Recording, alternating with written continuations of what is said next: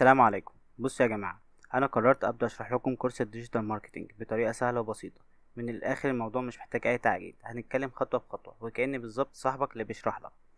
هشارككم تجربتي وهنفهم سوا إزاي نستخدم التسويق الرقمي عشان نوصل للناس صح ونكبر أي مشروع، سواء أنت لسه مبتدئ أو عندك خلفية بسيطة. الكورس ده معمول ليك. يلا بينا نبدأ. يعني ايه ديجيتال ماركتينج؟ بص يا سيدي، التسويق الرقمي هو ببساطه انك تستخدم الانترنت وكل قنوات السوشيال ميديا عشان تسوق المنتج بتاعك او الخدمه بتاعتك. طب يعني ايه؟ تعال نجيب الموضوع من الاول. احنا كنا زمان بنشوف الاعلانات في الجرايد او التلفزيون. الاول في الجرايد كنا بنشوف الاخبار، بنشوف جنبها اعلان حد بيعلن عن المنتج بتاعه او الخدمه بتاعته او بعض الوظائف. او مثلا كنا بنتفرج على فيلم معين على التلفزيون بنحبه، فجاه بيجي فاصل اعلاني حد بيعلن عن المنتج بتاعه وبيسيب ارقام التواصل. لو احنا عجبنا المنتج ممكن نتواصل مع الارقام ديت ونطلبه. طب دلوقتي الموضوع اتغير خالص، كله بقى اونلاين. يعني بدل ما نعتمد على الطرق القديمه اللي بنستخدم زي حاجات زي ايه الفيسبوك ادز مثلا او الاعلانات على السوشيال ميديا عامه، او بنقدم اعلان اذا كان المنتج بتاعنا او الخدمه اللي احنا بنقدمها، او مثلا بنعمل تسويق بالمحتوى، بنصور المنتج بتاعنا او الخدمه اللي بنقدمها فيديوز، وبنبدا نعمل صفحه فيسبوك او انستجرام او اي مواقع سوشيال ميديا وبنبدا ننزل المحتوى بتاعنا عليه. طب ايه هي اصلا؟ تعالى مع بعض كده نشوف ايه هي مواقع السوشيال ميديا. زي مثلا اللي اشهرهم دلوقتي الفيسبوك وانستجرام وتيك توك وجوجل وسناب شات. دي اشهر مواقع السوشيال ميديا اللي احنا ممكن نستخدمها في الفتره الحاليه. طب انا بشوف ان الحاجات ديت اصلا يا عمر للشركات الكبيره، الشركات اللي معاها فلوس اصلا تعمل اعلانات وتكون متواجده على كل المنصات. لا، انت مش محتاج ان انت تتواجد على كل المنصات، انت محتاج تتواجد على بعض المنصات اللي فيها الجمهور المهتم بالخدمه اللي انت بتعملها. تمام. وديت اصلا يعني الفكره كلها ان السوشيال ميديا بتبقى زي مسرح، وانت بتقدم المحتوى بتاعك، ممكن المحتوى بتاعك في دقايق يشوفه ملايين. تمام. عكس اللي انت في التقليد، يعني انت ممكن في شات تشوف المحتوى بتاعك ده مثلا 5 صحابك من اهلك، لا انت ممكن نفس الفيديو او نفس الشرح اللي انت بتشرحه لاصحابك ممكن تشرحه ويشوفوه ملايين في دقايق او الافات في دقايق. يعني تقدر تستهدف الفكره تكون انت موجود في المكان اللي الناس فيه كلها موجوده فيه. يعني انا مثلا شايف ان الابليكيشن دوت فيه فئه عمريه معينه، انا لازم اقدم المحتوى اللي يناسب الابليكيشن ده او هكذا.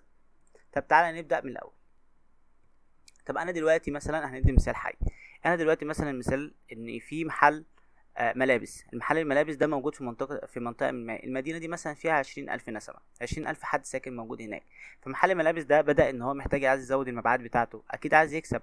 فبدأ بيعمل خصومات، عمل يافطة كبيرة، بدأ إن هو أي حد بيجيله بيبدأ يخليه يرشح صحابه ليه عشان ياخدوا خصم. طب كل دوت عمل ايه؟ دوت زود المبيعات بس بنسبة معينة، بس في الأول وفي الآخر برضه هو محتاج إن هو عدد أكبر من يعني ال20,000 محتاج أقل حاجة 10% منهم إن هم يجيله المحل كل فترة عشان يشتروا المنتج اللي هو بيقدمه. طب هو يعني حل المشكله دي ازاي؟ بدا يعمل حاجه بسيطه جدا. بدا يعمل تسويق بالمحتوى، بدا يصور الفيديوز بتاعته وبيصور المنتج بتاعه بطريقه اللي هو شايفها مناسبه ليه، وبدا يعمل مثلا ينشر الحاجات دي على السوشيال ميديا، الفيسبوك والانستجرام والتيك توك وهكذا. بدا ايه اللي حصل؟ يعني هو دلوقتي كان هدفه ان هو 10% من ال20,000 بس اللي هم 2000 ان هم مثلا يهتموا بالحاجه اللي بيعملها ويشتروا منه بشكل دوري. دلوقتي هو بقى عنده 700,000 فولورز، 700,000 حد مهتم بالمحتوى هو اللي بيعمله. عنده 11.5 مليون، 11.5 مليون حد عمل له لايكس، حب الفيديو اللي هو بيعمله من غير ما يتابعه. طب ايه اللي يعني هو استفاد ايه؟ هو دلوقتي استفاد بان المدينه كلها عرفته في اقل من شهور. هو مش من شهور، هو ممكن في ايام كمان. حرفيا في ايام لو الفيديو بتاعه طلع ترند، ايام كل مصر ممكن تعرفه، او كل البلاد اللي هو يكون متواجد فيها. ده الفكرة كلها في ايه؟ ان هو بدأ ان هو كان معتمد على مجموعة صغيرة او محتوى، يعني مثلا المجموعة اللي هو كان عايش فيها ما تتعداش ال2000، فجأة وصل لرقم هو ما كانش يحلم بيه. طب تعالى نكمل مع بعض. ليه الديجيتال ماركتنج مهم؟ تمام، تعال نشوف تلات اسباب ليه هو مهم. اول حاجه بيوصلك لعدد ضخم جدا من الناس باقل تكلفه. يعني ممكن بحمله بسيطه على الفيسبوك توصل لالاف الاشخاص. يعني ايه الكلام ده؟ بص، احنا هنلغي حمله بسيطه على الفيسبوك. انا هعتبر ان احنا دلوقتي مش اصل، يعني مش هنعرف نعمل اعلانات خالص، احنا محتاجين دلوقتي نعمل محتوى. طب انا دلوقتي انا هديك مثال. في حد مثلا محتاج ان هو يعمل محتوى عن الكوتشيهات الرياضيه، فبدا ينزل يشتري 5 كوتشيهات بس، وحد تاني نفس المثال التاني اشترى 5 تاني. فالفكره واحد بدا يسوق الحاجه ديت ما بين قرايبه واصحابه والمكان اللي هو ساكن فيه بس، عن طريق بقى ان هو فتح محل، ان هو بدا يوري الحاجات ديت مثلا في لاصحابه واصحابه يوروها للناس التانية، او بدا كمان ممكن حاجه بسيطه يعمل مثلا ستوريز على ايه، على الواتساب. فبس في الاول وفي الاخر هو وصل لعدد محدود. الواتساب دي كمان جزء من الماركتينج برضه، بس هو وصل لعدد محدود. يعني وصل ان هو الواتساب مثلا هيبقى عليه كام، 100 200 300 الف، وصل لل1000 بس. حد تاني بدا يجيب الكوتشيهات ديت ويصورها صور كويسه وبدا يعمل عليها محتوى، مش محتوى عشان يبيع، بدا يعمل محتوى الفوائد بتاعه الكوتشي نفسها، النوع، الماتيريال، الكوتشي ده هيكون مريح، الكوتشي ده هستفيد منه بايه، السعر بتاعه هيكون كام. فبدأ ان هو ينزل مثلا الفيديو ده المحتوى، مثلا عمل صفحة على الفيسبوك وبدأ ينزل فيديوهات كل يوم بشكل دوري. ففجأة حد قاعد يكلمه، حد قاعد يهتم بيه، فحد يهتم بيه، حد يهتم بيه، فجأة المحتوى بتاعه بقى عليه تفاعل. ففجأة الفيسبوك بيخلي المحتوى بتاعه يبعته للناس، يقول بص شوف المحتوى ده حد مثلا بيتكلم عن فوائد مثلا المنتج ده. فبدل ما هو كان بيشوفه المجموعة الصغيرة اللي هو بين صحابه وقرايبه او يعني الواتساب بتاعه كله، بدأ ان هو اصلا يقدر حد مثلا لو هو ساكن في مدينة ما مثلا القاهرة وحد من اسكندرية، اللي من اسكندرية ده قدر يشوف المنتج بتاعه وعجبه وكلمه قال له انا محتاج المنتج بتاعك.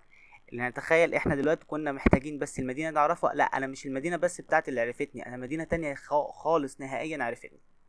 تعال نشوف تاني حاجة. تاني حاجة بيديك داتا وتحليلات، يعني تعرف مين شاف اعلانك ومين ضغط ومين اشتغل. هنعتبر ان هو مش اعلان دلوقتي، احنا اتفقنا ان احنا مش هنخش في سكة اعلانات دلوقتي. هنعتبر ان هو المحتوى بتاعي، انا المحتوى بتاعي تلقائي اي ابلكيشن على السوشيال ميديا بيشوف ان انا مهتم مثلا بالاحذية الرياضية، بيبدأ يبعت لي الفيديوز كلها عن الاحذية الرياضية، عن الرياضة بشكل عام، عن الجيم، كل حاجة. فبدأ بعد كده بيقدر يرمي لي اعلان او يرمي لي المحتوى المشابه. تمام، انا دلوقتي كصاحب نشاط مثلا، صاحب الصفحه نفسي، انا هستفاد ايه؟ هستفاد ان انا هعرف مين الجمهور اللي بيشوفني، الجمهور ده سنه كام سنه، الجمهور دوت يعني من السيدات ولا الرجاله، الجمهور دوت اصلا مين اللي اخد اجراء ان هو ممكن يشتري مني، بناء عليه ان انا 5 كوتشيهات دولت ممكن اشتري 10 و20. تمام، تعال نشوف بعد كده. تالت حاجة تقدر تخصص الإعلان للناس المهتمة فعلا.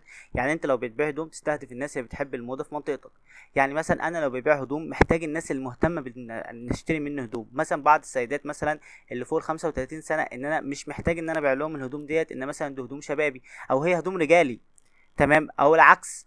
فالفكرة كلها هو بيبعت لك، يعني بيخلي الإعلان بتاعك أو المحتوى بتاعك يروح للناس المهتمة. يعني انا لما اشوف فيديوز مثلا لمنتج انا مش مهتم بيه فيها سكرول، فهو تلقائيا الخوارزميات هتعرف ان انا مش مهتم بالحاجه دي، تبعت لي حاجه تانية انا اتفرجت عليها، فتبعت لي الحاجه المشابهه ليها. وكمان انا مثلا بقدم الخدمه دي مثلا في القاهره مثلا او في اي مدينه، الخدمه دي انا بخليها في القاهره بس، فبيقول لك انا عايزك تستهدف لي القاهره بس، انا عايز المحتوى بتاعي دوت مثلا يظهر للناس اللي موجوده في القاهره بس. دي جزء من الاعلانات وممكن تخش في اعلانات بشكل كبير، بس الفكره كلها ان المحتوى دوت هيظهر بشكل كامل. لو كتبت مثلا اعلان فول فيديو مثلا اعلان في القاهره فقط، فتلاقي الناس اللي في القاهره اصلا بدات تهتم، بدات تشوف المكان ده فين. على عكس مثلا واحد لو ساكن بعيد هيشوف ان هو من القاهره ممكن يتفرج عليه بس ما يهتمش ان هو يشتري المنتج، او ممكن واحد من القاهره يشوف الفيديو ده فيفتكر ان هو كبير، يعني هو بعيد. تعال نكمل مع بعض. طب انا دلوقتي عرفت كل ده، ايه الفرق بقى بين التسويق التقليدي اللي هو العادي والديجيتال ماركتنج؟ قالك التقليدي زي اعلان التلفزيون او لوحه في الشارع، ما فيهوش اي تحكم ولا تعرف مين شافه. يعني مثلا انا دلوقتي قاعد بتفرج على الفيلم، انا بصراحه مستني الاعلان ده يخلص عشان اكمل الفيلم عشان ابدا اكل، فانا مش مهتم بالمنتج اللي هو بيعرضه، فهو ما يعرفش مين شاف المنتج، يشوف الاعلان بتاع دوت هل كل الناس شافته اهتمت ولا كل الناس قلبت اصلا القناه. الاعلانات في الشارع، مش بتكلم عن اعلانات البراندنج، بتكلم عن الاعلانات العاديه اللي هو مثلا ممكن اعمل يافطه ان انا مثلا ببيع حاجه معينه، فالناس بس برضو بتنحصر، الناس اللي بتعدي من الشارع ده بس هي اللي يعني بتشوف اليافطه دي وبتشوف اللي انت بتبيع ايه. لكن انت مثلا لو عملت محتوى الناس اللي مش معديه في الشارع لا، اللي ساكن في مكان بعيد هيشوف، لو شاف فعلا الخدمه بتاعتك هو محتاجها ممكن يجي لك من المكان البعيد دوت.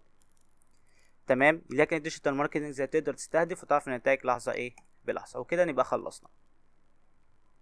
كده خلاص عرفت يعني ايه هو الديجيتال ماركتنج. في الفيديوهات الجايه هنتكلم عن كل قنوات السوشيال ميديا بالتفصيل وازاي نستخدمها صح. لو فيديو عجبك ما تنساش تعمل لايك وتشترك في